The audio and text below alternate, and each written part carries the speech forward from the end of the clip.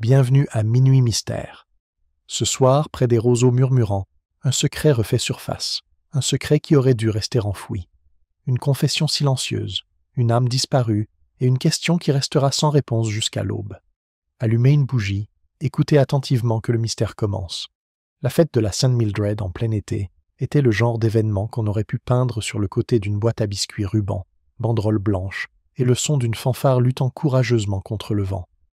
Au-delà du jardin du presbytère et des tables de génoise, l'étang du village miroitait, bordé de roseaux qui s'inclinent et bruissaient comme les commérages. Près d'eux, quelqu'un avait installé la table de tombola caritative, ce qui, de l'avis général, était une erreur. Le sol était humide et le vent faisait flotter les billets comme des oiseaux effrayés. Miss Marple, assise sur une chaise en osier près du stand de gâteaux, observait ce petit chaos avec une approbation modérée. Elle préférait que les événements révèlent leurs imperfections dès le début. C'était, pensait-elle, un début honnête. Les gens se révèlent davantage dans les petites frustrations que dans la tragédie.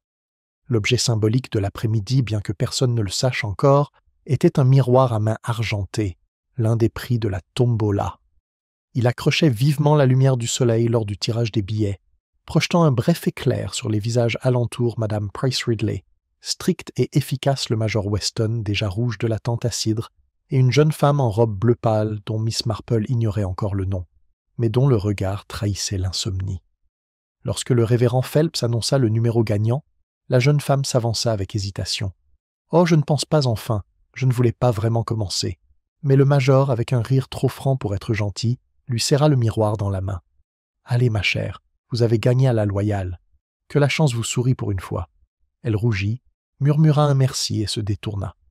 Miss Marple la vit s'arrêter au bord de l'étang, là où les roseaux s'inclinent, et contempler son reflet dans le miroir.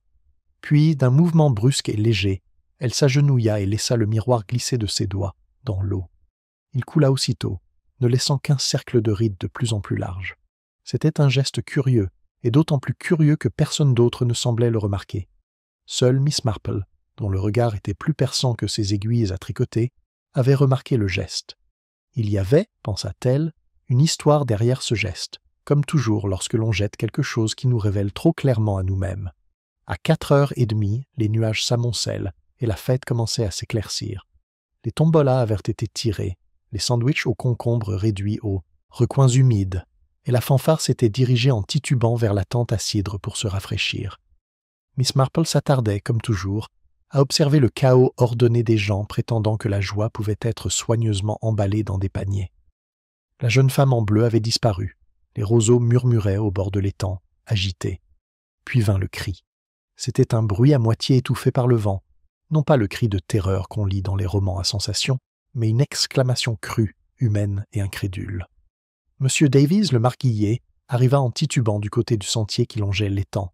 Son chapeau de paille avait disparu. Son visage était blême. Il y a quelqu'un, là-bas, près des roseaux. Les rires qui flottèrent dans l'air s'évanouirent comme de la fumée. Plusieurs hommes se précipitèrent, dont le major Weston, tandis que les femmes, figées dans leurs robes pastel, se serraient les bras. Miss Marple, toujours assise, se contenta de croiser les mains et d'observer. Il ne fallut que quelques instants pour que la vérité éclate. Le corps d'un homme avait été retrouvé à moitié submergé, le visage tourné vers la berge, un bras coincé dans les roseaux comme pour supplier. Le policier local, le jeune Simmons, arriva le visage rouge et anxieux, tentant aussitôt de rétablir l'ordre là où il n'y en avait pas. « Tout le monde recule, s'il vous plaît. Pas besoin de vous attrouper. Commandant, aidez-moi à les maintenir à distance. » Miss Marple se leva et s'approcha juste assez près pour voir ce que les autres manquaient. Les vêtements de l'homme étaient ordinaires, mais bien entretenus. Un gentleman, pensait-elle, mais pas un homme de loisir. Le poignet gauche de sa chemise était déchiré. Et là, scintillant faiblement dans l'eau peu profonde, à quelques centimètres de sa main, se trouvait le miroir d'argent. L'espace d'un instant, elle pensa à la jeune femme en bleu et à la précision avec laquelle elle l'avait laissé tomber. Non pas un geste inconsidéré, mais un geste volontaire, voire résigné. L'esprit de Miss Marple, tel un lac calme, se mit à onduler. Le vicaire essayait de composer une prière. Madame Price Ridley murmurait avoir déjà vu le défunt dans la rue principale, je crois, ou peut-être devant le bureau de poste, tandis que mademoiselle Hartnell la contredit avec le zèle de quelqu'un qui préfère avoir raison à la gentillesse. L'agent s'agenouilla près du corps et leva les yeux, incertain. « C'est récent, dit-il. Ce n'est pas un accident, j'en suis sûr. » Miss Marple ne dit rien. Elle regarda les roseaux, qui tremblaient, comme agités par quelque chose de plus que la brise. L'étang, autrefois simplement pittoresque, était soudain devenu chargé de sens. Et lorsque le vent tourna, portant une légère odeur d'eau et de vase, elle entendit ou crut entendre un murmure qui semblait provenir des roseaux eux-mêmes, comme s'ils murmuraient ce qu'ils avaient y vu et ne pouvait être démenti. Miss Marple resserra son crâne autour de ses épaules. Son regard, serein mais scrutateur, se tourna vers le jardin du presbytère, où les gens se rassemblent maintenant en groupes confus. Quelque part parmi eux, elle le savait, se tenait quelqu'un qui n'avait pas été surpris du tout. Les instruments de l'orchestre gisaient abandonnés sur l'herbe et une faible lueur provenant de l'étang marquait l'endroit où reposait encore le miroir. Son panneau, tourné vers le haut, reflétait non pas le ciel, mais les ombres qui le surplombaient. Un silence régnait sur le terrain de la fête, un silence si étrange que même le vent dans les roseaux semblait réticent à le rompre. La foule s'était réduite à un groupe respectueux près de l'étang, chaque visage blême de cette excitation particulière qui se trahit par l'horreur. Les cuivres reposent toujours sur l'herbe, leur métal reflétant la faible lumière telle des témoins inertes. L'agent Simmons, accablé par l'importance d'un événement terrible sous sa surveillance, fouillait dans son carnet. Il jetait constamment des coups d'œil vers le vicaire, comme si l'autorité ecclésiastique pouvait remplacer l'expérience. Le corps devait être transféré à la sacristie jusqu'à l'arrivée du coroner, dit-il, bien que sa voix suggérait une certaine incertitude quant à la réalité de tels actes en présence d'autant de dames. Miss Marple, un peu à l'écart, remarqua que l'instinct des gens était plus révélateur que leurs paroles. Le major Weston prit aussitôt les choses en main, aboyant des ordres d'une voix de parade bien trop forte pour être entendue. Madame Price Ridley fit une petite croix sur sa poitrine et expliqua aussitôt à Miss Hartnell qu'elle avait toujours été mal à l'aise face aux étrangers présents aux fêtes du village. Et le vicaire, en homme bienveillant qu'il était, murmura des accidents tragiques, tandis que son regard vacillait entre les roseaux et les visages effrayés de ses ouailles. Lorsque la pluie commença une fine bruine incertaine, la fête avait perdu toute allure festive. Les banderoles s'affaissaient, les génoises étaient rangées sous les nappes, et les villageois se retrouvaient en groupes lents et murmurants. Chaque allée quittant le jardin portait un murmure. C'est dans ces murmures que Miss Marple commença à prêter l'oreille, non pas aux faits qui lui parviendraient plus tard par les voies officielles, mais au ton ce mélange de peur, de soulagement et de léger plaisir qui accompagne la présence soudaine du péché dans les lieux respectables. Le lendemain matin, à la poste, les rumeurs avaient déjà pris forme. Le défunt, disait-on, avait été aperçu quelques jours plus tôt en compagnie de la jeune femme à la robe bleue, une gouvernante d'origine incertaine venue séjourner chez Madame Bartlett de Willow Lane. Certains disaient qu'elle était fiancée, d'autres qu'elle avait été renvoyée d'une famille londonienne. Quoi qu'il en soit, son absence du village ce matin-là fut interprétée comme un signe de culpabilité. « Elle est partie avant l'aube », a déclaré Miss Hartnell à la file d'attente assemblée, et si cela ne signifie pas quelque chose d'inconvenant, je ne sais pas ce qui le signifie. Miss Marple, attendant son tour pour les timbres, ne s'est montrée ni d'accord ni contredite. Elle s'est contentée de demander, de son ton le plus doux, si quelqu'un l'avait réellement vu partir. Personne ne l'avait vu. Cela aussi fut pris pour une confirmation. Dehors, l'air matinal était encore chargé d'une odeur d'herbe mouillée et d'eau de mare. Un vélo de gendarme stationnait près du parc, les pneus couverts de boue. Miss Marple s'arrêta, ajustant son châle, et observa le jeune Simmons discuter avec sérieux avec le major Weston. Leurs expressions, bien que graves, expriment cette légère suffisance propre aux hommes qui se trouvent au cœur des drames locaux. Le major désignait les roseaux d'un geste, décrivant quelque chose d'un coup de canne énergique. Lorsqu'ils aperçoivent Miss Marple, tous deux se redressèrent. Simmons toucha sa casquette. « Bonjour, madame. Quelle tragédie !»« Oui, répondit-elle doucement. C'est tragique et très triste pour quelqu'un, je pense. Le pauvre homme a-t-il été identifié ?» Simmons hésita. « Nous le pensons, madame. Des papiers dans la poche de son manteau, le nom d'Henry Cotham, commis de Melchester. Un endroit étrange pour lui. Les endroits étranges, dit Miss Marple, sont ceux où la vérité a tendance à errer lorsqu'elle n'est pas la bienvenue ailleurs. » Elle sourit, et l'agent, incertain de ce que cela signifiait, hocha respectueusement la tête et regagna son vélo. Le major s'attarda. « Croyez-moi, Miss Marple, cette fille en sait plus qu'elle ne le dit. Elle a jeté le miroir, non? Un bibelot sentimental, je parie. La culpabilité a tendance à se manifester par de petits gestes. Le regard de Miss Marple s'adoucit. Parfois, c'est le chagrin qui se manifeste, Major. Elles peuvent se ressembler. Il grogna. J'en ai vu des tonnes dans ma vie. Mais son regard vacilla, comme si la distinction le troublait plus qu'il ne voulait l'admettre. Lorsqu'il s'éloigna, Miss Marple regarda de nouveau vers l'étang. Les roseaux étaient encore courbés sous la pluie de la veille, leurs reflets tremblant sur la surface terne. Une libellule solitaire planait là, ses ailes irisées sur le gris, et l'espace d'un instant, l'eau sembla refléter deux mondes, l'un clair, l'autre déformé en dessous. Le miroir avait été retrouvé, avait dit Simmons, mais sa surface argentée était maintenant rayée, ternie par la boue. Elle pensa à cela.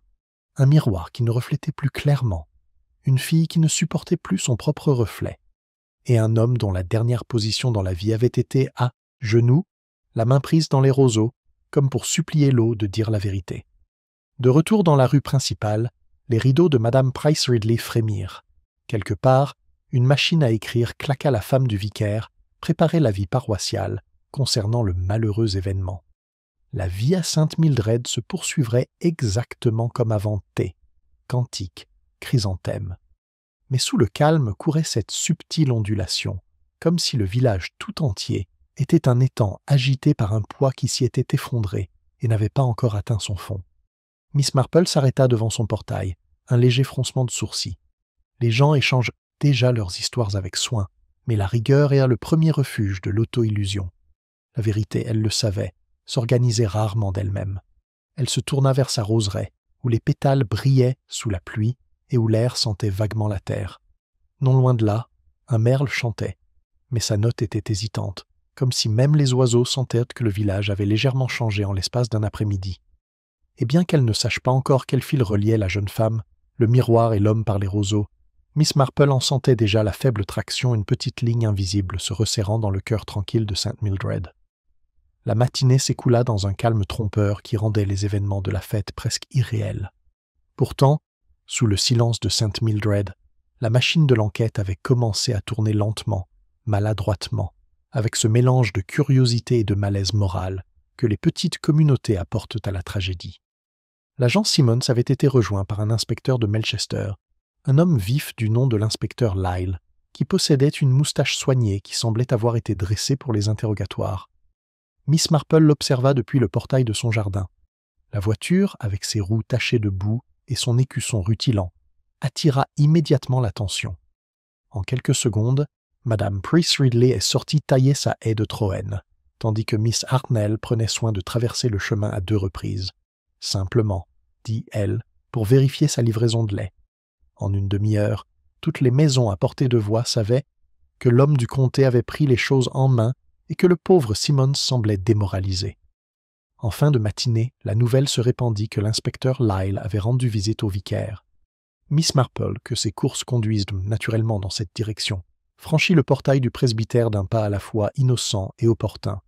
Par la fenêtre entr'ouverte, elle entendit le ton bas et prudent des questions de l'inspecteur et les réponses nerveuses du vicaire. C'était pendant la tombola, n'est-ce pas? Et vous dites que vous ne connaissiez pas du tout le défunt, révérend? Non, non, pas. Personnellement, balbutia M. Phelps, bien que je croie qu'il enfin, on dit qu'il était allé rendre visite à la locataire de Mme Bartlett, une certaine Miss Gray, une jeune femme des plus respectables, j'en suis sûr. Miss Marple ne s'attarda pas. Elle savait qu'il valait mieux ne pas se laisser surprendre à écouter, même si elle rangeait soigneusement le nom. Miss Gray, la fille à la robe bleue. Elle avait donc un nom maintenant, et peut-être plus qu'un nom. Au coin de la place, elle rencontra la femme du vicaire, qui revenait de l'épicerie avec un sac de sucre, et l'air de porter des informations plus lourdes que ses achats. « On dit qu'on a retrouvé le miroir », commença Mme Phelps, baissant la voix pour que sa voix porte. « L'inspecteur Lyle, là. Il prétend que c'est un indice crucial, même si, entre nous, je ne vois pas comment un miroir pourrait lui révéler quoi que ce soit. Sauf peut-être son visage le matin. » Miss Marple sourit doucement. « Les miroirs nous en montrent parfois plus que ce à quoi on s'attend, ma chère. Surtout quand on ne veut pas être vu. » Madame Phelps émit un petit rire confus et se dépêcha de continuer, soulagée d'avoir contribué à sa part du drame de la matinée. Quand Miss Marple arriva chez elle, les roses ondulaient dans la douce brise. Elle se servit une tasse de thé et s'assit près de la fenêtre, pensant non pas au défunt dont le nom, Henry Cotham, ne lui disait rien, mais à Miss Grey. Il n'était pas difficile de l'imaginer, debout au bord de l'étang, lâchant le miroir comme si elle se débarrassait de quelque chose de lourd. De la culpabilité peut-être, ou du souvenir. En début d'après-midi, on frappa à sa porte. C'était l'agent Simmons, chapeau à la main, l'air à la fois désolé et fier. « L'inspecteur Lyle a pensé que vous auriez pu voir quelque chose d'utile hier, madame. Vous étiez près de l'étang. » Miss Marple lui offrit du thé qu'il déclina et un siège qu'il accepta. Son carnet trembla légèrement lorsqu'il l'ouvrit. « Si vous pouviez juste me dire ce que vous avez observé, madame, avec vos propres mots. »« Eh bien, dit Miss Marple en se rasseyant, j'ai vu beaucoup de choses. On en dit plus parce qu'on ignore que parce qu'on remarque. Mais peut-être voulez-vous parler de quelque chose de précis. » Simmons rougit. « Tout ce qui vous a semblé inhabituel. » Elle réfléchit. La jeune femme qui a gagné le miroir, elle l'a laissé tomber dans l'étang, tout à fait volontairement. Il cligna des yeux. « Délibérément, dites-vous. Elle s'est disputée avec le défunt ? Je ne pense pas. On ne jette pas des choses en public lors d'une dispute. On le fait plus tard, en privé. » Elle le regarda avec bienveillance. Non, c'était l'acte de quelqu'un qui était tout à fait seul dans ses pensées. Il fronça les sourcils, incertain de la manière de noter cela, et finit par griffonner quelque chose de vague. L'inspecteur Lyle pense que le défunt est peut-être venu ici pour affaires personnelles, madame. Les affaires personnelles sont presque toujours le début d'une tragédie, dit-elle doucement. Quel genre d'affaires ? L'agent hésita, visiblement indécis quant à la pertinence de la révélation. On a trouvé une lettre, madame, dans la poche de son manteau, écrite à mademoiselle Gray. Il mentionnait l'avoir rencontrée près de l'étang. C'est tout ce que je sais. Miss Marple hocha la tête sans insister davantage. Alors, il semble qu'elle l'ait rencontrée. Qu'elle s'y attendait ou non, c'est une autre question. Après le départ de Simmons, elle retourna prendre son thé, bien qu'il fût devenu froid. Dehors, le soleil de l'après-midi commençait à décliner, transformant les roseaux au bord de l'étang en silhouettes fines et ondulantes. Dans la lumière déclinante, ils ressemblent à des barreaux, ceux qui enferment la culpabilité ou protègent l'innocence, selon le camp où l'on se place. Tandis qu'elle observait, elle remarqua une silhouette près du sentier, l'inspecteur Lyle, penché pour examiner le sol. Il se redressa, s'adressa à quelqu'un caché près de la berge, puis se retourna et se dirigea vers le presbytère. Ses mouvements étaient vifs, mais Miss Marple remarqua le bref silence lorsqu'il atteignit l'endroit où le miroir avait été récupéré. Il se pencha de nouveau, non pas pour inspecter la boue, mais pour arracher quelque chose, peut-être un fil des roseaux. Il le leva, l'examina et le glissa dans une enveloppe. C'était un petit geste, facilement oublié. Mais Miss Marple avait appris que les petits gestes font toute la différence. Le crépuscule s'abattit rapidement sur le village, apportant avec lui cette mélancolie particulière qui suit l'effervescence populaire. Le terrain de la fête était désormais vide, à l'exception de quelques chaises cassées et d'une légère odeur d'herbe piétinée. Pourtant, l'étang demeurait inchangé, reflétant la silhouette floue du clocher témoin silencieux, dont la mémoire était plus profonde que celle de n'importe quel être humain. Dans son salon, Miss Marple reprend son tricot. Elle compta soigneusement chaque maille, se laissant guider par le rythme des aiguilles. Quelque part parmi ces rangs réguliers, le motif du jour commença à se dessiner, pas encore terminé, mais prenant forme. Lorsqu'on frappa à nouveau, brusquement et avec insistance, elle leva les yeux sans surprise. C'était Madame Bartlett, essoufflée, ses gants serrés dans une main. « Mademoiselle Marple, murmura-t-elle, elle est partie. Mademoiselle Gray est partie. Elle a quitté la maison sans un mot. » Et l'inspecteur Lyle dit qu'une autre lettre a été retrouvée, une lettre qui n'avait pas été postée. Miss Marple posa son tricot, un léger soupir s'échappant de ses lèvres. « Une autre lettre, Madame Bartlett ? C'est très curieux. On écrit des choses tellement dangereuses quand on croit que les mots peuvent cacher ce que le cœur ne peut pas. » Et même si son ton était doux, ses yeux avaient cette lueur familière, celle qui signifiait qu'elle avait commencé, tranquillement, à voir. Madame Bartlett respirait par à-coups, ses gants se serrant davantage à chaque phrase qu'elle parvenait à prononcer. Le petit salon, d'habitude si calme avec ses échantillons encadrés et ses bergères en porcelaine, semblait soudain oppressant de malaise. Miss Marple se leva et servit à sa visiteuse un petit verre de sherry pour la choquer, que Madame Bartlett accepta avec l'air de quelqu'un qui croit aux convenances, même dans la détresse. « Elle est partie entre 13h et 14h cet après-midi, dit Madame Bartlett, la voix tremblante. Pas de mal, juste un sac à main. Le lit était propre et son mot, si on peut dire, était sur la coiffeuse. »« Un mot ? demanda doucement Miss Marple. Et que disait-il? Madame Bartlett pressa sa main gantée contre sa gorge. Il était écrit « Pardonnez-moi, je ne supporte pas d'être vue ». C'était tout. Miss Marple inclina légèrement la tête, l'expression indéchiffrable. Un choix de mots curieux. Non pas « je ne supporte pas ce qui est arrivé », mais « être vue ». Presque comme si le fait d'être regardée était la punition. Madame Bartlett frissonna. « Vous ne pensez pas qu'elle, oh là là, s'est suicidée, Miss Marple ?» « On choisit rarement 2 fois le même endroit pour son chagrin, » dit Miss Marple en posant sa tasse. « Je pense que Miss Grey était bien vivante lorsqu'elle vous a quitté, et elle a peut-être souhaité le rester, à sa manière. » À ce moment-là, on frappa à la porte. Madame Bartlett poussa un petit cri, et Mademoiselle Marple, calme comme toujours, alla ouvrir. L'inspecteur Lyle se tenait dehors, chapeau à la main, son manteau humide d'une brume venue de la rivière. Derrière lui, la lumière du soir se fondait en un voile terne sur les chaumières. « Pardonnez-moi cette intrusion, mademoiselle Marple, dit-il. Nous menons une enquête. Je crois que vous avez parlé à madame Bartlett. Je voulais juste la réconforter, répondit Miss Marple. Vous verrez qu'elle a eu un sacré choc. Le regard de l'inspecteur se porta sur madame Bartlett, assise, serrant son verre de sherry comme si cela pouvait expliquer son innocence. J'ai cru comprendre que mademoiselle Grey logeait chez vous, dit-il. A-t-elle des visites? Non, enfin, c'est monsieur Cotham, le pauvre homme qui est mort, est venu une fois, balbutia madame Bartlett. C'était dans le jardin, comme il se doit. Elle a dit que c'était un cousin. Lyle hocha la tête, notant le détail avec une vive satisfaction. Et tu y croyais? Les joues de mastimouche de madame Bartlett s'empourprèrent. Naturellement, elle était calme, respectable, et payait toujours son loyer. La respectabilité, murmura Lyle, est un excellent déguisement.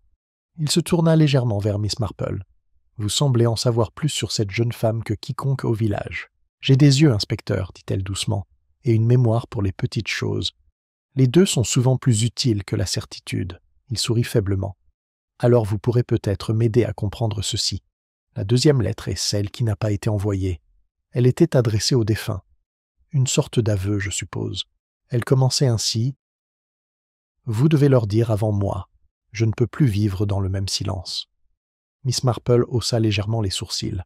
C'est dramatique. Mais parfois, ceux qui écrivent de tels mots ont moins de sens qu'ils ne le ressentent, et parfois, ils en ont plus qu'ils ne l'écrivent. Lyle ferma son carnet.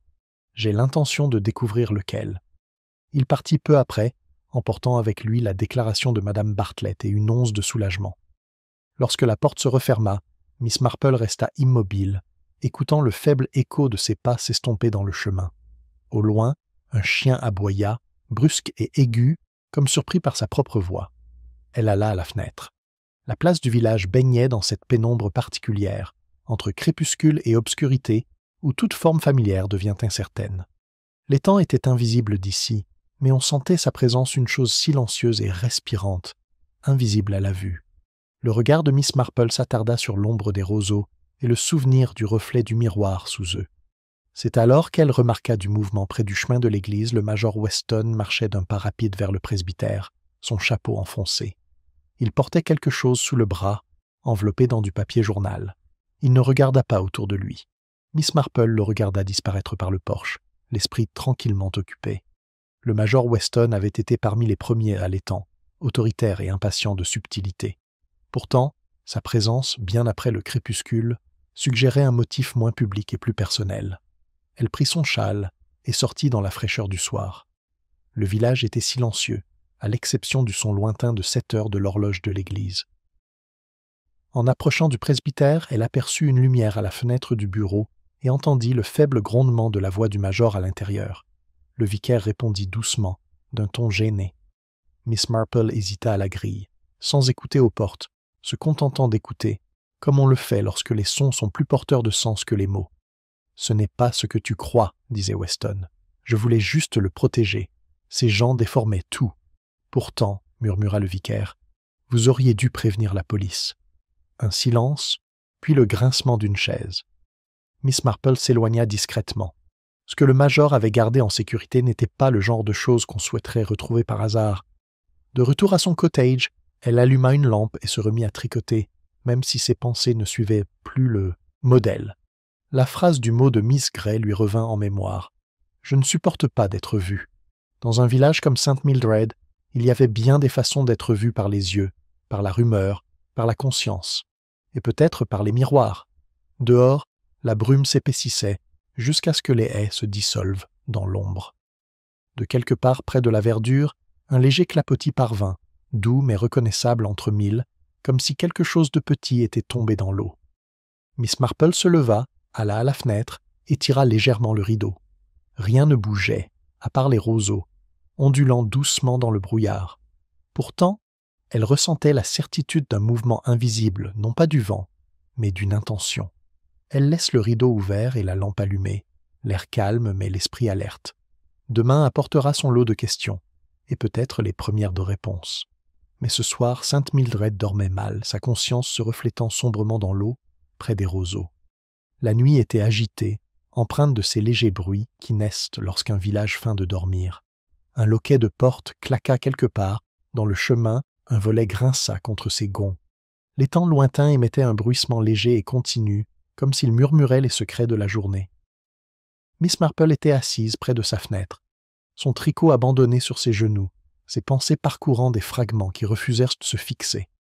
La culpabilité, elle le savait, était rarement silencieuse, elle se mouvait, s'agitait, tentait de se déguiser en vertu. Aux premières lueurs du jour, le brouillard s'accrochait encore aux haies, et la cloche de l'église sonnait doucement pour les matines. Elle partit tôt, comme souvent, empruntant le sentier qui longeait l'étang. La rosée argentée, l'herbe et les roseaux se tenaient immobiles, sentinelles solennelles du mystère de la veille. Près du bord de l'eau, elle s'arrêta. La boue portait de faibles empreintes des traces de pas qui s'étaient à moitié remplies pendant la nuit. L'une était petite et étroite, l'autre large, et l'espacement entre elles témoignait d'un échange précipité. Elle les étudia avec une légère curiosité, avant de poursuivre sa route, d'un pas lent mais réfléchi. À l'intérieur de l'église, l'air était frais et légèrement parfumé de lys. Le vicaire, pâle de manque de sommeil, entonnait les prières avec une dévotion machinale, tandis que la poignée de paroissiens murmurait en haut des réponses. Le regard de Mademoiselle Marple errait sur les bancs. Le major Weston était là, la tête baissée mais agitée, ses doigts gantés tambourinant faiblement sur son genou. Madame Price Ridley, toujours vigilante, se tournait de temps à autre vers lui avec un regard de pieuse désapprobation qui masquait la fascination. Et sur le banc du fond, l'inspecteur Lyle se tenait silencieux, observant tout et chacun. À la fin de la cérémonie, Miss Marple s'attarda près des fonds baptismaux. Lyle s'approcha d'elle, chapeau à la main. « Vous êtes arrivée tôt, Miss Marple. Vous n'avez pas pu dormir ?»« On dort facilement quand on a la conscience tranquille, inspecteur. Je trouve cela moins complaisant pour les autres. » Il sourit légèrement. « Tu as une drôle de façon de réconforter le village. »« Je suis trop vieille pour le réconforter, » répondit-elle. « Je préfère le comprendre. Ils sortent ensemble. » La brume se dissipait, révélant la lueur pâle de l'étang au-delà des arbres. « Nous avons trouvé son sac à main, » dit brusquement Lyle. « Celui de Mademoiselle Gray.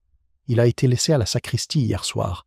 Pas d'argent, pas de papier d'identité, juste un bout de papier plié. » Miss Marple pencha la tête. « Un mot ? Pas exactement. Juste une phrase. » Il sortit une petite enveloppe de sa poche et lut. « Les roseaux se souviennent mieux que les humains. » Pendant un instant, aucun des deux ne parla. Le faible croassement d'une grenouille résonna au bord de l'eau, étrangement approprié. « Curieux, dit-elle enfin. On oublie souvent que la nature a une sorte de mémoire. Les choses tombées ou cachées ont tendance à refaire surface. » Lyle étudie son visage. « Tu crois qu'elle l'a laissé exprès ? Je pense qu'elle voulait être retrouvée, dit doucement Miss Marple. Mais peut-être pas comme vous l'imaginez. » Ils se séparèrent à la porte de l'église. L'inspecteur se dirigea vers le pré, tandis que Miss Marple empruntait le chemin menant au cottage de Madame Bartlett.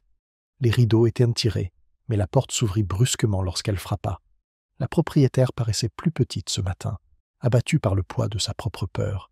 « Ils étaient là avant le petit déjeuner, » murmura Madame Bartlett. « La police. Ils ont pris des lettres sur la coiffeuse, et maintenant ils disent que j'aurais dû remarquer certaines choses, ses humeurs, ses visiteurs. Mais elle n'était pas lunatique, Miss Marple. Elle avait peur. Je le comprends maintenant. » Miss Marple s'assit à côté d'elle et hocha doucement la tête. « La peur peut être très discrète, ma chère. Parfois, on dirait de la politesse. » Madame Bartlett serra son tablier. « Tu crois qu'elle l'a fait ? Qu'elle l'a tué, je veux dire. »« Je pense, » répondit Miss Marple, « que les gens font rarement exactement ce qu'ils ont l'intention de faire, surtout quand l'émotion les prend. Mais dites-moi, Miss Gray a-t-elle déjà parlé du Major? La femme cligna des yeux. Le Major Weston? Une seule fois. Elle a dit qu'il avait été gentil et lui avait prêté des livres de la bibliothèque de sa défunte épouse. De la poésie, je crois. Les aiguilles de Miss Marple s'allumèrent dans son esprit. La poésie, murmura-t-elle. Une langue dangereuse pour les secrets. Elle partit peu après, promettant du réconfort mais proposant plutôt de la réflexion. Dehors, l'air s'était éclairci et le village s'éveillait aux spéculations. Chez l'épicier, 2 femmes se disputèrent pour savoir si mademoiselle Gray était une fiancée ou un maître chanteur. À la poste, le commis confie que le défunt avait posté plusieurs lettres de Melchester, toujours à la même adresse, même s'il ne s'en souvenait plus exactement. Les ragots, comme le pollen, flottaient partout, s'accrochant à chaque conversation. À midi, la voiture de l'inspecteur était de nouveau garée près de la place. La rumeur se répandit que le major Weston avait été interrogé, pour des raisons de bienséance, comme il le dit, même si la rougeur de son visage suggérait le contraire. Il sortit du presbytère l'air plus lourd, les épaules courbées, non pas par culpabilité peut-être, mais par l'embarras. Miss Marple, passant avec un panier de pommes pour la femme du curé, l'accueillit avec une douce acclamation. « Une journée difficile, Major ?» Il eut un rire sec. Rire. Imaginez, moi, soupçonné de meurtre. Je connaissais cette fille uniquement comme invitée chez un voisin. Les yeux de Miss Marple pétillèrent. Oui, et les voisins voient souvent mieux que les autres ce qu'ils ne voient pas. C'est un avantage sous-estimé. Il détourna le regard, la mâchoire serrée. « Tu crois que j'ai quelque chose à cacher, n'est-ce pas ?»« Je pense, dit-elle gentiment, que nous le faisons tous, Major. La seule différence, c'est le nom que nous lui donnons. » Il marmonna quelque chose et s'éloigna, laissant derrière lui une légère odeur de tabac et d'indignation. Cet après-midi-là, Miss Marple se rendit de nouveau à l'étang. L'agent de service la salua nerveusement, mais ne l'arrêta pas. L'eau était immobile, opaque sous le soleil pâle. Un héron se tenait au fond, immobile, son reflet étiré à la surface.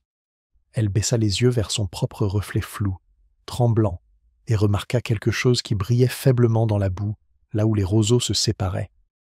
S'agenouillant avec précaution, elle la sortit une petite perle de verre, craquelée et décolorée. Elle avait peut-être appartenu à une boucle d'oreille. Miss Marple le tenait entre ses doigts, pensive. Le miroir, le mot, la jeune fille disparue, tout indiquait une tentative d'effacement. Mais l'effacement, elle le savait, n'était jamais parfait. Elle enveloppa la perle dans son mouchoir, les yeux légèrement plissés tandis qu'elle se redressait. Quelque part au loin, les cloches de l'église sonnèrent à midi. Le son résonna clairement à travers l'eau, mais en dessous, elle crut entendre autre chose, peut-être l'imagination, peut-être la vérité, un écho semblable à un soupir, s'élevant doucement des roseaux. Le léger soupir qui s'élevait des roseaux persistait dans l'esprit de Miss Marple tandis qu'elle rentrait chez elle par le chemin tranquille. Le village semblait inhabituellement silencieux, comme si chaque rideau, chaque haie l'écoutait. La silhouette du gendarme rétrécissait derrière elle, silhouette solitaire se détachant sur le miroitement de l'étang, et elle ressentit cette curieuse prise de conscience qui précède la révélation non pas des faits, mais des états d'âme. Une vérité se préparait à faire surface, fragile comme la pellicule de brume encore accrochée à l'eau. À son portail, elle trouva l'inspecteur Lyle qui l'attendait. Il avait l'air d'un homme partagé entre l'irritation et le respect réticent. « Vous êtes toujours là, mademoiselle Marple, dit-il. L'agent signale que vous êtes revenu près de l'étang. Je trouve que l'air frais apaise l'esprit, répondit-elle aimablement. Et vous, inspecteur, n'est-ce pas? Il sourit légèrement. Mon esprit préfère l'épreuve. Et nous venons de trouver quelque chose qui pourrait vous intéresser, un morceau de tissu bleu déchiré coincé dans les roseaux. Du tissu pour robe, à ce qu'il paraît. La robe de Miss Gray, dit doucement Miss Marple. C'est possible. Ou peut-être planté. Le regard de Lyle était perçant à présent, scrutateur. Quoi qu'il en soit, c'était près de l'endroit où tu as découvert cette perle. Elle accepte le défi en silence, le laissant s'interroger sur son opinion. Les apparences, inspecteur, dit-elle enfin, sont très coopératives. Elles disent ce qu'on veut entendre. Lyle rit entre ses dents. Tu as raison. Le village a déjà essayé de prendre 3 personnes avant le petit déjeuner. Les ragots sont une mauvaise corde, mais ils étouffent les réputations avec une efficacité redoutable, répondit Miss Marple. À votre place, je ferai attention à ce qu'ils n'écoutent pas d'abord la vérité. Ils se séparèrent assez cordialement, même s'il partit avec un froncement de sourcils perplexe, comme si son calme même témoignait d'un souvenir indescriptible. Lorsqu'il est parti, elle se dirigea vers la grande rue, où la grille du presbytère était entr'ouverte. Des voix s'élevaient faiblement à travers les lilas.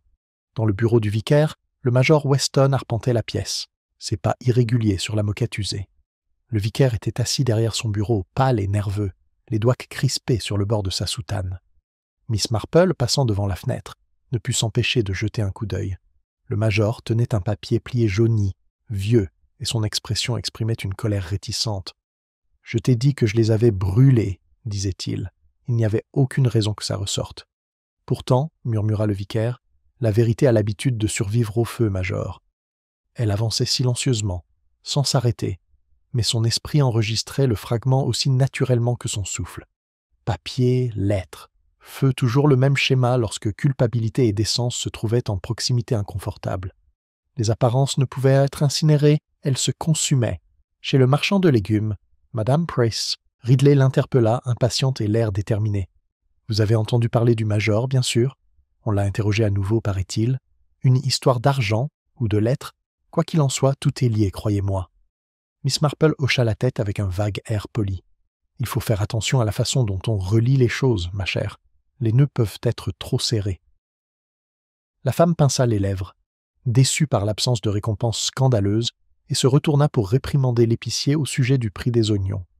Miss Marple continue son chemin jusqu'au cottage de Madame Bartlett, d'un pas aussi régulier que ses pensées s'accélèrent. Madame Bartlett ouvrit aussitôt la porte, le visage crispé par l'inquiétude. « Oh, Miss Marple, je viens de recevoir une visite épouvantable de l'inspecteur Lyle. Il a posé des questions très étranges sur les amis de Miss Gray. Mais elle n'en avait aucune ici, vraiment aucune. »« Tout le monde a quelqu'un, » dit doucement Miss Marple en entrant, « même si ce quelqu'un ne souhaite plus être connu. » Madame Bartlett hésita. « Eh bien, il y avait un homme qui est venu une fois voir M. Cotham. Elle a dit que c'était son frère, même si, eh bien, il n'avait pas l'air fraternel. Trop nerveux, si vous me comprenez. » Les doigts de Miss Marple se crispèrent, songeuse.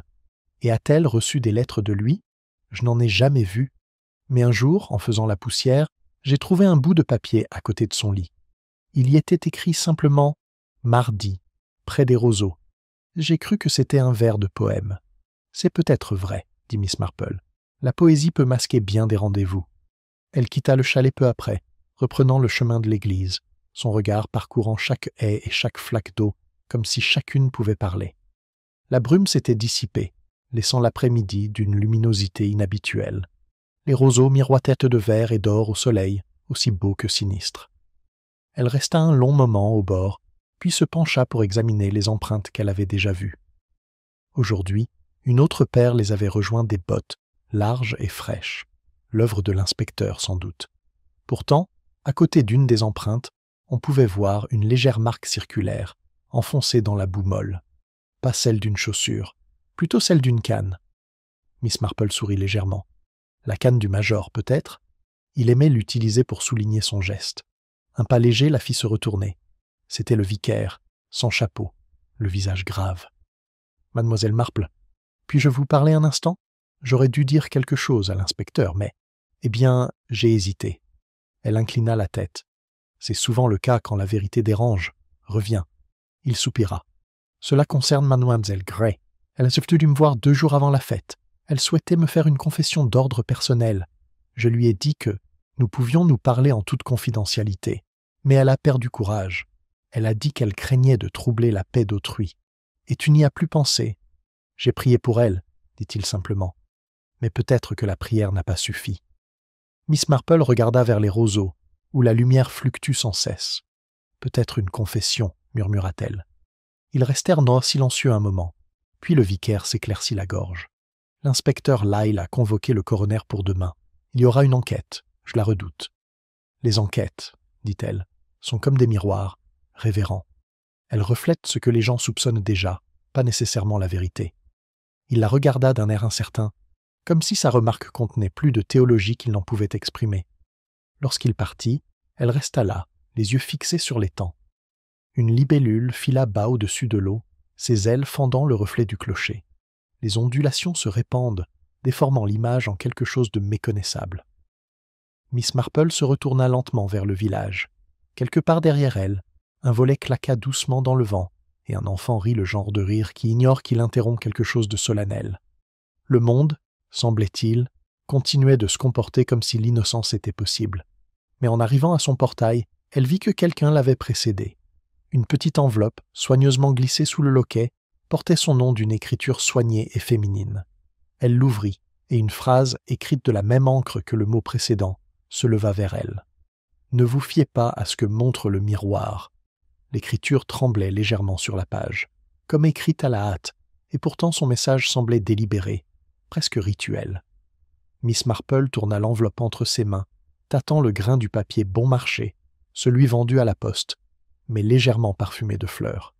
Celui qui l'avait laissé était resté devant son portail assez longtemps pour préférer la dissimulation au courage. Elle la glissa dans sa poche et regarda vers la ruelle. L'air était lourd, annonçant la pluie même, les oiseaux s'étaient tus. On frappa à peine 5 minutes plus tard.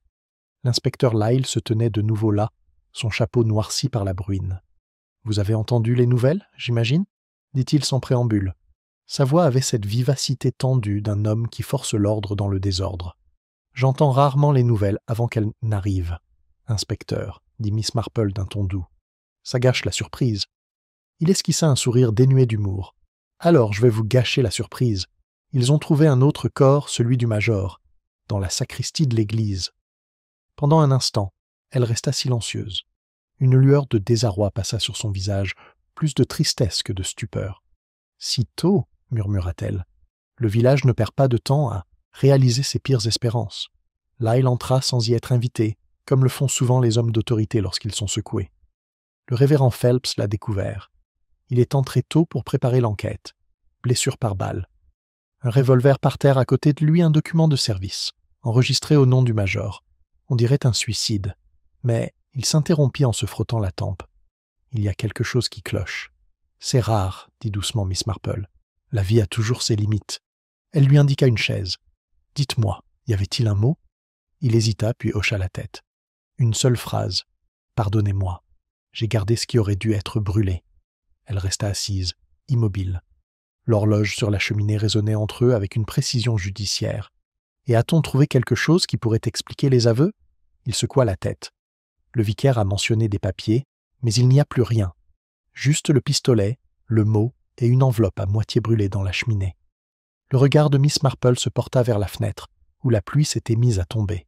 Les choses à moitié brûlées sont toujours gênantes. Elles racontent des histoires par fragments.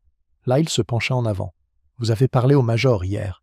Avait-il l'air perturbé ?»« Il semblait avoir compris trop tard que les apparences ne sont pas une armure, » répondit-elle. « Mais les hommes de son espèce préfèrent mourir honorablement que vivre dans la disgrâce. Et parfois, ils choisissent trop vite entre les deux. » L'inspecteur fronça les sourcils et griffonna quelques lignes, même si son expression trahissait un certain malaise.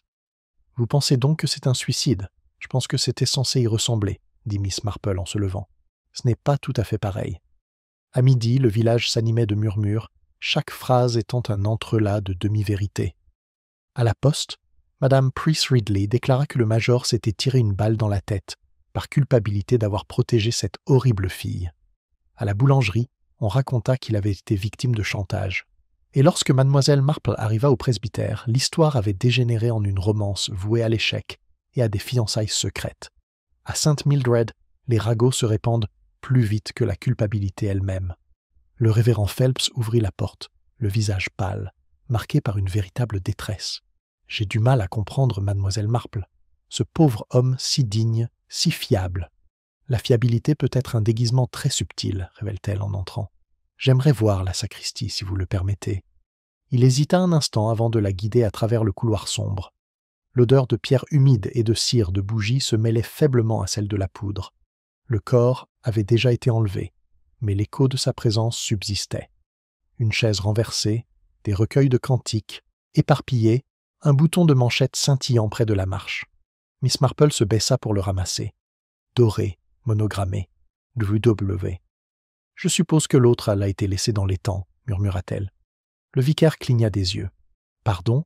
Rien d'important, » dit-elle. « Juste une réflexion sur la symétrie. » Son regard se porta sur le mur derrière le petit bureau. La fumée avait noirci le plâtre là où le feu avait brûlé trop fort. À l'intérieur de la grille, elle remarqua les restes d'une enveloppe, les bords noircis, le centre intact. Elle la souleva délicatement avec les pinces et en essuya la cendre. L'écriture était pâle mais lisible. À Ashkotam, SK. Le cachet postal était taché, mais récent. « Brûlé à la hâte », murmura-t-elle. « Mais pas assez. » Le vicaire joignit les mains. « Vous pensez que c'est important ?»« Tout compte, » dit Miss Marple. « Même ce que nous ne parvenons pas à détruire. » Dehors, la pluie s'intensifie, tambourinant sur le toit de la sacristie comme une lente accusation. Miss Marple partit discrètement, déclinant l'offre de thé du vicaire. L'air sentait l'herbe mouillée et l'huile à fusil. Elle traversa le cimetière, passant devant les pierres tombales penchées où la mousse avait brouillé les noms. La mort, pensa-t-elle, était toujours plus nette sur le marbre que dans la vie. Au bord du chemin se tenait l'inspecteur Lyle, le col de son manteau relevé. « J'aurais dû me douter que vous viendriez, dit-il. Vous ne croyez pas à la théorie du suicide, n'est-ce pas? Je crois en la nature humaine. Elle change rarement ses habitudes du jour au lendemain. » Il expira. « Alors tu penses que quelqu'un a arrangé ça? Je pense que quelqu'un a décidé que le miroir avait trop réfléchi. » Il fronça les sourcils devant ces mots, mais elle ne donna aucune explication. Au lieu de cela, elle ouvrit son parapluie et commença à repartir vers le chemin, ses chaussures laissant de légères empreintes dans la boue, à côté de celles, plus larges, qui partaient de la sacristie. Lyle la suivit, les yeux plissés en remarquant son regard posé sur eux. « 2 ensemble, murmura-t-il. Un pour le major et un plus petit. Celui d'une femme, peut-être. Ou quelqu'un portant des chaussures plus petites, dit Miss Marple. Les apparences, comme nous l'avons établi, peuvent être modifiées. » Il eut un petit rire. « Tu donnes l'impression que tout est un sermon. Ce n'est pas un sermon, corrigeait-elle, un rappel. » Ils se séparèrent au portail du cimetière. Le village, au-delà, était plongé dans la pénombre sous la pluie, ses fenêtres éclairées comme des yeux prudents. Miss Marple s'arrêta une fois de plus devant son portail avant d'entrer. Elle avait l'intention de rester assise tranquillement, peut-être pour tricoter, peut-être pour réfléchir. Mais là, sur le pas de sa porte, se trouvait une autre enveloppe non scellée cette fois, le papier humide mais lisible. Elle la déplia et lut la ligne unique qu'elle contenait. Il a dit la vérité avant de mourir, mais pas celle qu'il croit. Les mots brillaient faiblement sur le papier humide, l'encre ayant coulé sur les bords, comme si l'émotion elle-même en avait brouillé le message. Miss Marple le lut 2 fois avant de glisser le mot sous sa tasse de thé pour l'empêcher de se recroqueviller dans le courant d'air. Il a dit la vérité avant de mourir, mais pas celle qu'il croit. La formulation lui parut presque compatissante, le ton de quelqu'un qui défendait plutôt qu'il accusait. Dehors, la pluie s'était adoucie en une fine brume, à travers laquelle résonnait le carillon de l'horloge de l'église avec une clarté troublante. Elle s'était à peine levée de sa chaise que le portail claqua de nouveau. Cette fois, c'était l'agent Simmons, essoufflé, son vélo abandonné près de la haie. « Mademoiselle Marple, l'inspecteur vous demande de venir si vous le pouvez. Il y en a eu une autre, enfin, pas un mort, Dieu merci, mais presque. Madame Bartlett. On l'a trouvée inconsciente dans sa cuisine, le gaz à moitié ouvert. Le châle de Miss Marple était déjà sur ses épaules avant qu'il ait fini. « Mon Dieu, dit-elle doucement, le village déteste tant se reposer entre 2 tragédies. » Ils se précipitèrent sous la bruine vers Willow Lane. La porte du cottage était ouverte. Une foule de voisins anxieux s'était rassemblée comme des papillons de nuit, attirés par le désastre. À l'intérieur, Madame Bartlett était allongée sur le canapé, pâle et faible, mais respirant. Le médecin se pencha sur elle, avec la tendresse vive d'un homme qui préférait les faits aux émotions. « Un malaise à cause des vapeurs, c'est tout, » dit-il à l'inspecteur qui se tenait à proximité. « Accident ou intention, je ne peux pas dire. » Lyle resta bouche bée. « Et je suppose que la question clé est qui a mis le feu aux poudres. » Miss Marple, arrivant derrière eux, esquissa un léger sourire. « La question clé, inspecteur, c'est pourquoi elle ne l'a pas allumé plus tôt. Le deuil ne suit pas de calendrier, mais la culpabilité, souvent, oui. » Il se retourna brusquement, surpris. « Tu crois qu'elle ?»« Je pense qu'elle savait quelque chose, » dit Miss Marple, et cette connaissance est devenue insupportable. Madame Bartlett s'agita, les yeux s'ouvrant brusquement. En voyant Miss Marple, ses lèvres tremblèrent. « Ce n'était pas moi, murmura-t-elle. Je voulais juste nettoyer, il y avait de la suie sur la cuisinière. Et oh, les lettres, Lyle se pencha en avant. « Quelles lettres ?» Elle secoua faiblement la tête. « Il les a brûlées, comme il l'a dit. Le major, il me l'a ordonné. Il a dit qu'ils ne serviraient à rien. Mais je ne pouvais pas tous les brûler, certains étaient déjà partis. Le regard de Miss Marple s'adoucit. « Où es-tu allée, ma chère ?»« Je ne sais pas. La fille les a pris, je crois. » Avant de partir. L'inspecteur se redressa et échangea un bref regard avec Miss Marple. « Alors, elle est vivante. »« Vivante, » murmura Miss Marple, « et toujours en train d'écrire, j'ose dire. » Le médecin insista pour le silence et les fit sortir tous les deux. Le petit jardin, baigné de soucis trempés, sentait légèrement la paraffine. L'eau de pluie s'égoutte des avant-toits comme le tic-tac d'une horloge patiente. Lyle expira bruyamment. Chaque fois qu'on trouve une pièce de ce puzzle, une autre disparaît. Miss Marple croisa les mains. « Inspecteur, vous essayez peut-être de l'assembler à l'envers. Certaines énigmes n'ont de sens que vues à l'envers. » Signification. Ce qui veut dire, dit-elle doucement, que peut-être la première mort n'était pas du tout intentionnelle, et la seconde l'était tout à fait. Il la fixa du regard. « Tu crois que quelqu'un a fait taire le major ?»« Je pense, répondit-elle, que quelqu'un a réalisé que son silence ne lui servait plus à rien. » Ils se séparèrent peu après, Lyle revenant interroger le médecin et Miss Marple regagnant lentement le pré. La pluie s'était levée, laissant place à un léger brouillard qui adoucissait chaque recoin. Le village paraissait plus doux, contours flous, couleurs atténuées, l'illusion d'une paix retrouvée. Mais l'illusion, elle le savait, était le plus dangereux des déguisements. À la poste, elle s'arrêta pour acheter des timbres, même si sa course était plus mondaine que pratique. La vendeuse, la nièce de mademoiselle Hartnell, était avide de conversation. « Vous avez entendu parler de la pauvre madame Bartlett, j'imagine ? C'est terrible. On dit qu'elle était victime de chantage. »« Vraiment ?»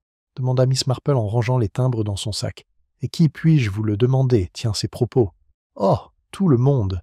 Monsieur Davies a vu l'inspecteur avec une liasse de lettres. Et, eh bien, on tire des conclusions, n'est-ce pas ? » « C'est sûr, » acquiesça Miss Marple d'un ton léger. « La difficulté, bien sûr, est de dessiner les bons. » Dehors, le brouillard commença à se dissiper et de faibles rayons de soleil perçaient. Elle marcha vers l'étang, comme si les roseaux eux-mêmes l'appelaient. Leurs extrémités scintillant mais de gouttelettes, chacune reflétant un éclat du ciel mille miroirs, aucun tout à fait vrai. Elle pensa aux notes, à la confession du major, à la lettre déposée devant son portail. La vérité était devenue, ici, un spectacle, une illusion soigneusement orchestrée où chacun répétait l'innocence. L'inspecteur Lyle apparut du chemin d'en face, son manteau déboutonné, la fatigue gravée sur son visage. Mademoiselle Marple appelait, l'enquête est reportée. Nouvelle preuve. Vraiment. Les morts sont rarement aussi pressés que les vivants. Il brandit un petit objet dans une enveloppe en papier. Nous avons trouvé ceci dans la poche du par-dessus du major, un médaillon de femme. À l'intérieur, une photo. C'est mademoiselle Gray. Miss Marple le regarda sans surprise. Amour ou influence, je me demande. Dans les deux cas, ça fait des nœuds. Ça pourrait être un mobile suffisant, murmura-t-il. Mais alors pourquoi le tuer ? Peut-être pas, dit Miss Marple doucement. Peut-être est-il mort en essayant de préserver le secret de quelqu'un d'autre. L'inspectrice fronça les sourcils, mais son regard se portait déjà au-delà de lui, vers les roseaux. Quelque chose de petit avait attiré son attention, scintillant parmi eux, là où l'eau rejoignait la vase. Elle s'approcha, se méfiant de la berge glissante, et se pencha. Ses doigts se refermèrent sur un morceau de papier déchiré, légèrement bleu, les bords noircis par l'humidité. Un mot était encore lisible à l'encre mariage. Là, il se pencha à côté d'elle. « C'est réglé, n'est-ce pas ?»« Au contraire, » dit Miss Marple en pliant soigneusement le fragment. « Cela perturbe tout. » Ils revinrent en silence, le poids des demi-vérités entre eux. Près du presbytère, la cloche sonna 4 heures lentes, posée, résonnant à travers les champs comme le glas des confessions cachées. Miss Marple marque une pause, jetant un dernier regard vers l'étang. L'eau, maintenant calme, ne reflétait plus que le ciel. Mais quelque part sous ce silence miroitant, elle sentit la forme de quelque chose qui n'était pas encore apparu. Une vérité suffisamment patiente pour attendre que quelqu'un ose la regarder directement. Le faible tintement de la cloche de l'église résonnait encore, lorsque Miss Marple retourna à son cottage. Son rythme semblait la suivre lent, lugubre, précis. Elle déposa le fragment marqué mariage sur son bureau, à côté des notes précédentes, les alignant comme on arrange des pièces de dentelle. Prises ensemble, elles n'avaient aucun sens. Pourtant, elle percevait l'intention qui se dessinait sous elle comme une broderie vue de l'envers, pleine de nœuds et de fils, mais laissant entrevoir un motif. Une ombre passa devant sa fenêtre. L'inspecteur Lyle, à nouveau, impatient et couvert de boue. Il avait pris l'habitude de la consulter, non pas par courtoisie, mais comme s'il avait vaguement conscience qu'elle le devançait. « Nous avons retrouvé Miss Gray, » dit-il sans attendre qu'on lui pose la question. Ou plutôt, quelqu'un l'a vue. Un commerçant de Melchester jure qu'elle est arrivée tôt ce matin et qu'elle a acheté un billet de train pour Londres et un voile. Un voile?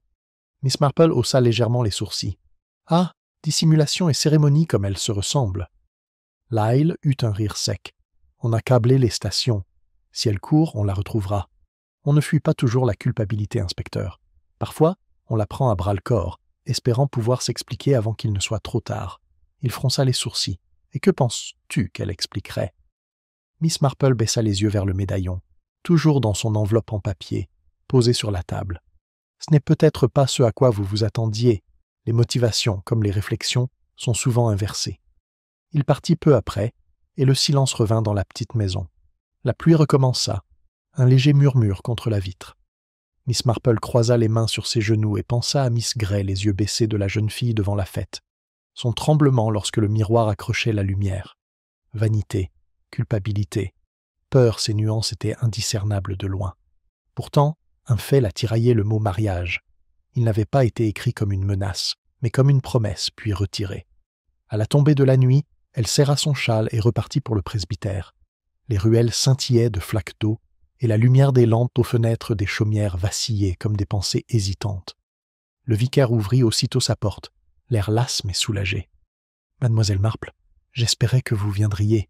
L'inspecteur est de retour, une affaire épouvantable. » Elle le suivit dans le salon où Lyle se tenait près du feu, tournant distraitement un verre de cognac dans sa main. Sur la table se trouvait une petite pile de papier, soigneusement étalée pour sécher. Il leva les yeux lorsqu'elle entra. « Des lettres, » dit-il, trouvées dans le placard de Madame Bartlett derrière un faux panneau, de la main du major, toutes adressées à Mademoiselle Gray. Miss Marple resta assise en silence, les yeux rivés sur la première page. L'encre était passée, mais lisible, ma chère, et « c'est fait. Tu es libre maintenant. J'ai détruit le certificat. »« Détruit » murmura-t-elle. « Comme c'est pratique. »« Un certificat de mariage, on pense, » dit Lyle. « Il y a mention d'un officier d'état civil, d'une date l'année dernière, et de Melchester à nouveau. S'il est authentique, alors Mademoiselle Gray était Madame Weston. » Le vicaire allait doucement. « Mon Dieu !» Miss Marple resta silencieuse un instant. Puis elle se pencha en avant, d'un ton presque conversationnel. Un homme aussi fier que le major pourrait bien dissimuler une erreur de jeunesse. Un mariage secret, peut-être avec une personne inférieure à son rang. Mais la destruction a tendance à être incomplète. Le même mot apparaît sur ce morceau de papier que j'ai trouvé près de l'étang. Elle déposa le fragment à côté des lettres. Quelqu'un a voulu effacer le passé, mais le papier résiste à la combustion lorsqu'il est humide. Il s'accroche. Les yeux de Lyle se plissèrent. Alors Cotham savait? Oh, c'est fort probable. Les commis connaissent toujours des choses gênantes. Elle sourit faiblement. Et peut-être que Mademoiselle Gray souhaitait qu'il dise la vérité avant que le major ne puisse la faire taire. Il frappa violemment son verre sur la cheminée. « Tu veux dire que le major a tué Cotham pour garder le secret du mariage? Je veux simplement dire que les secrets se comportent comme l'eau, ils coulent jusqu'à atteindre leur point le plus bas. Et finalement, chacun doit s'y plonger. » Le silence retomba comme une poussière. Le feu crépitait doucement. Le regard du vicaire passa de l'un à l'autre, la confusion creusant les rides de son doux visage. « Mais si c'était sa femme, » murmura-t-il, « pourquoi s'enfuir? »« Peut-être, » dit Miss Marple, « parce qu'elle avait déjà avoué et que quelqu'un d'autre l'avait entendu. » Le vicaire porta la main à sa bouche. « Tu crois qu'elle est venue ici pour moi, Miss Marple ?» hocha légèrement la tête. « Et que sa confession était moins spirituelle que pratique. » Lyle semblait sceptique. « Même si c'est vrai, qu'en est-il du second essai? » Le message du major semblait assez sincère. Elle le regarda avec un amusement patient. « On peut écrire sa propre épitaphe avant de mourir, inspecteur, mais on peut aussi la faire écrire pour soi. » Il la fixa du regard. « Tu crois que c'était un faux? »« Je pense, » répondit-elle, « que la vérité laisse toujours une empreinte, et celui qui a touché ce mot portait des gants. » Le vicaire prit une grande inspiration. « Vous me faites peur, Miss Marple. » Elle sourit gentiment. « Seul le péché est à craindre, révérend, et peut-être aussi la vanité. » Il se faisait tard. Le vent faisait vibrer les vitres, et l'horloge de l'église sonna 9 heures. Miss Marple se leva et rapprocha son châle. « Si je puis me permettre une petite suggestion, Inspecteur, l'enquête de demain devrait être éclairante. Mais je vous prie de bien vouloir attendre que les Roseaux aient dit leur dernier mot pour conclure. Les Roseaux ? Demanda-t-il, perplexe. Oui, dit-elle doucement. Ils s'en souviennent, après tout. Elle les laissa tous deux la suivre des yeux, tandis qu'elle s'engageait dans la nuit humide. La lune avait percé les nuages, agaçant les flaques et offrant au monde un éclat trompeusement paisible. En passant devant l'étang, elle s'arrêta une fois de plus. Les roseaux murmuraient faiblement dans la brise, un son mi-soupir, parole. Entre leurs fines tiges fines, la surface de l'eau miroitait de reflets fragmentés le ciel, les branches, et son propre visage, petit et pâle parmi eux. L'espace d'un instant, elle crut apercevoir un autre visage à côté du sien, flou et fantomatique, comme s'il attendait sous la surface un signe de reconnaissance. Puis une ondulation le perturba et il disparut. Elle ne s'attarda pas. Mais en rentrant chez elle, sa main effleura l'enveloppe dans sa poche, celle marquée de la même main tremblante qui avait laissé les autres. Le papier à l'intérieur lui semblait plus lourd qu'avant, bien qu'elle ne l'ait pas ouvert. Peut-être, pensa-t-elle, était-ce parce qu'il ne contenait plus que des mots. Le poids de l'enveloppe semblait palpiter doucement dans la paume de Miss Marple tandis qu'elle marchait, la nuit la serrant comme une question à moitié posée. Le village était plongé dans la douce lumière de la lune, fenêtres closes, lampes éteintes, même les chiens réduits au silence par l'étrange silence qui suit la révélation. Devant son portail, elle s'arrêta, le regard attiré par le faible scintillement de l'étang au loin. Quelque part au-delà des roseaux, sentinelle, la vérité respirait faiblement peut-être, mais vivante. À l'intérieur, elle déposa la lettre non ouverte sur son bureau et alluma la lampe. La lueur familière adoucissait les angles de la pièce, restaurant le calme ordinaire des rideaux de dentelle et du tic-tac de l'horloge. Pourtant, ses pensées étaient loin d'être ordinaires. Ce n'étaient pas les meurtres eux-mêmes qui la troublèrent à présent, mais la géométrie émotionnelle qui les reliait à une ligne invisible, allant de la culpabilité à la pitié, de la tromperie au sacrifice. Elle avait déjà vu cette forme, des années auparavant, dessinée dans différents villages par différentes mains. Ses doigts brisèrent le sceau de l'enveloppe. À l'intérieur se trouvait non pas une confession, comme elle s'y attendait à moitié, mais une simple feuille pliée et une photographie défraîchie, formelle, indéniablement ancienne. L'image montrait un jeune homme en uniforme et une femme à ses côtés, le visage légèrement tourné vers l'objectif, souriant avec une innocence qui avait déjà appris à se protéger. La femme était indéniablement Miss Grey, quoique plus jeune, plus claire, comme une ombre qui n'avait pas encore découvert sa profondeur. Le mot en dessous était bref, écrit d'une écriture plus ferme que celle, tremblante, qui avait écrit les messages précédents. Il a gardé mon nom. Il a dit que c'était pour ma protection.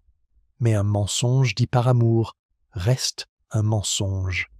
Miss Marple tenait la photographie près de la lampe, étudiant les détails.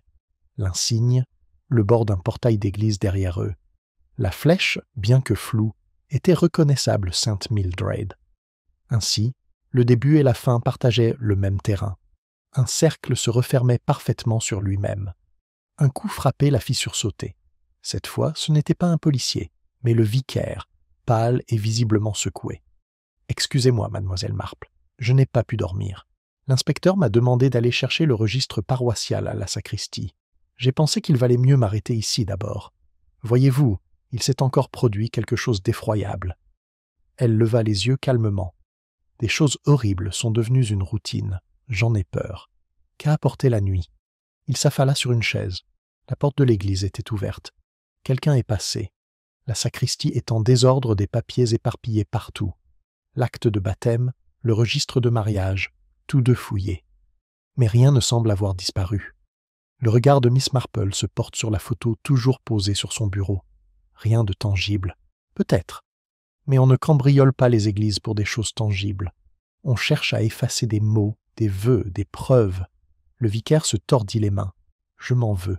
Si seulement je l'avais bien fermé. » Elle se leva et posa une main sur sa manche pour la calmer.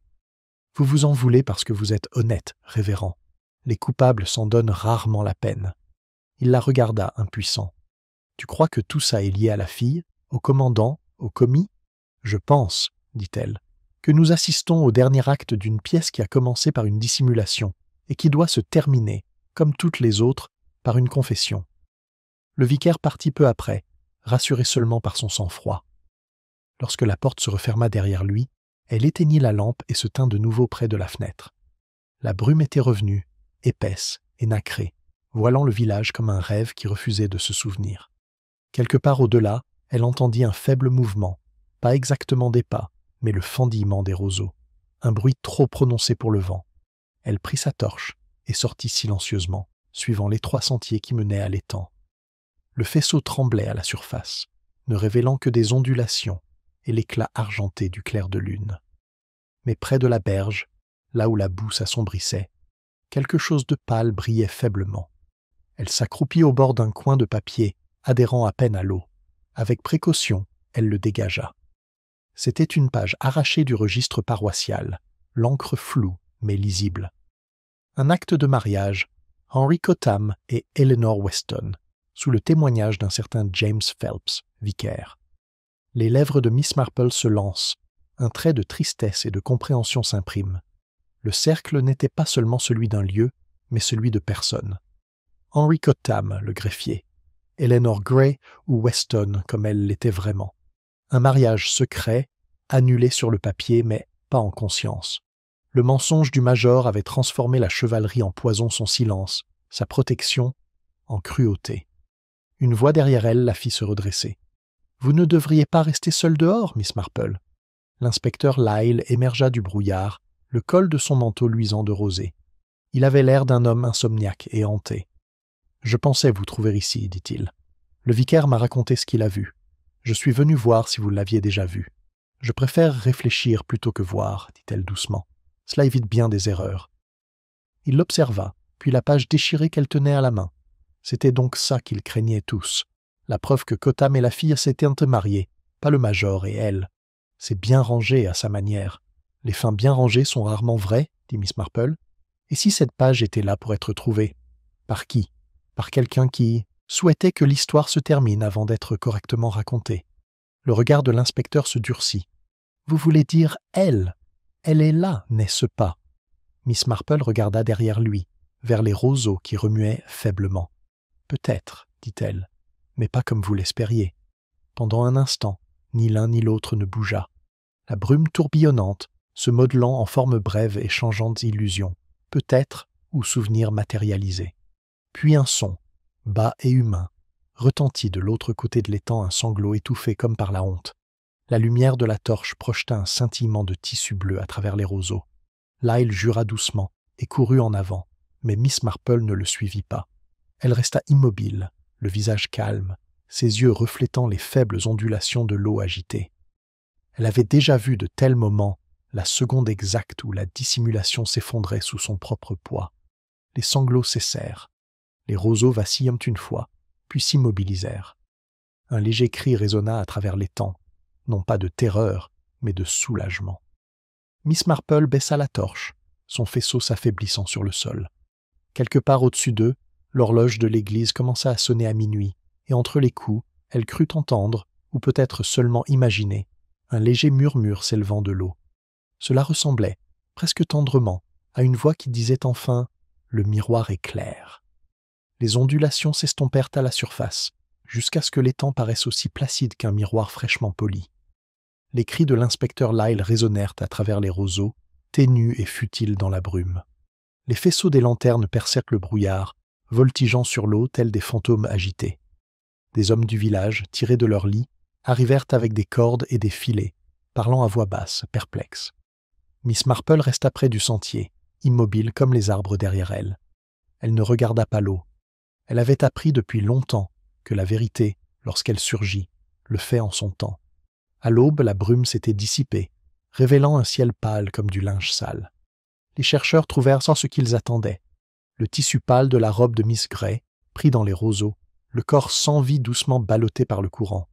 Ses mains étaient croisées sur sa poitrine, comme si elle s'était rendue non par désespoir, mais par un consentement las. L'inspecteur Lyle se tenait au-dessus d'elle, le visage gris de fatigue. « Elle n'a laissé aucun mot, dit-il doucement. Seulement la photo que vous avez trouvée et la lettre sur votre bureau. Vous aviez raison, Miss Marple. Elle est revenue pour se confesser. » Le regard de Miss Marple s'adoucit. La confession, inspecteur, n'est pas toujours un acte verbal. Parfois, c'est un abandon à la mémoire. Les roseaux ondulaient légèrement, murmurant leur secret à l'air matinal. L'étang, si ordinaire maintenant à la lumière du jour, avait déjà commencé à retrouver son innocence. Les villageois se rassemblèrent au bord, se signant, leur soif de scandale remplacée par le soulagement serein de la faim. Pourtant, Miss Marple, en les observant, savait que la faim était un réconfort rarement accordé honnêtement. La vérité, pensait-elle, était une chose privée trop fragile pour être exhibée, trop complexe pour être clarifiée. Plus tard ce matin-là, dans le salon du presbytère, les hommes du coroner conversent à voix basse, tandis que le révérend Phelps versait du thé que personne ne touchait. L'inspecteur Lyle s'appuya contre l'âtre, les yeux rivés sur le feu mourant. « Ça colle bien, » dit-il. Cotham faisant chanter le major au sujet de son mariage secret avec mademoiselle Gray. Le major le tue, puis se tire dessus, lorsque la vérité commence à éclater. La jeune fille revient, à moitié folle de culpabilité, et se suicide. Tout est là. En effet, murmura Miss Marple, tout y est comme une histoire qu'on raconte à des enfants. Claire, simple et sûre. Il se retourna brusquement. Tu n'es pas d'accord ? Pas avec vos faits, inspecteur, seulement avec la façon dont vous les avez disposés. Vous avez placé les pièces correctement, mais du mauvais côté de l'échiquier. Là, il soupira. Tu parles par énigmes. Les énigmes sont simplement des vérités que les gens bien élevés préfèrent éviter d'affronter, dit-elle doucement.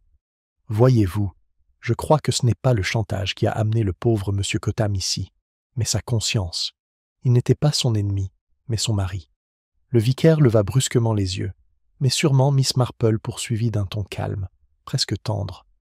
La page d'état civil que j'ai trouvée ne prouvait pas une liaison illicite, c'était le procès-verbal d'une liaison légalement consacrée.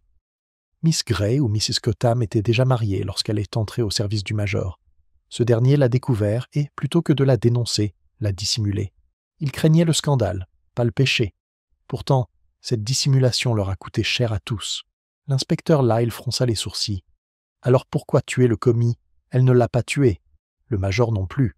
Monsieur Cotham est venu à la fête cet après-midi-là, non pas pour réclamer de l'argent, mais pour la supplier de le reconnaître. Le miroir fut sa réponse, elle ne supportait pas son propre reflet, ni la vision de ce qu'elle était devenue sous le couvert de la respectabilité.